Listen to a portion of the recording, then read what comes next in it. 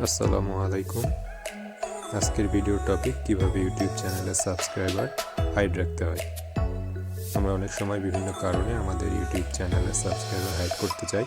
আজকে আমি দেখাবো এটি কিভাবে করতে হয়।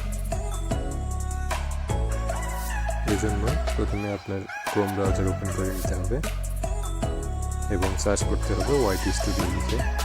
প্রথমে যে সাইটটি আসবে studio.youtube.com, সেটিতে প্রবেশ করতে হবে।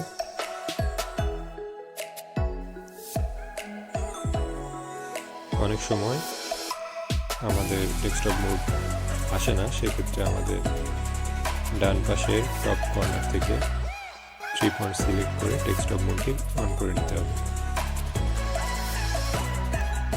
এরপরে বাম পাশের নিচের দিকে কর্নার থেকে সেটিংস অপশনটি সিলেক্ট করতে হবে। এরপরে বেশ কিছু অপশন আসবে, আপনারা দেখতেই পাচ্ছেন। সেখান থেকে চ্যানেল অপশনটি সিলেক্ট করতে হবে।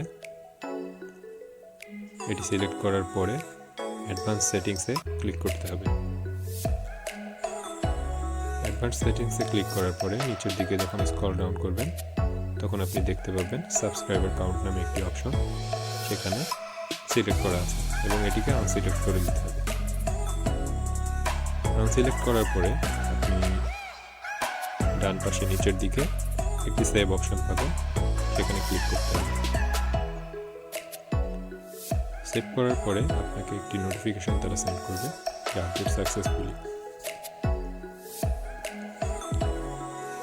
এতটুকুই আপনার সাবস্ক্রাইবার কাউন্ট হাইড করার জন্য যথেষ্ট।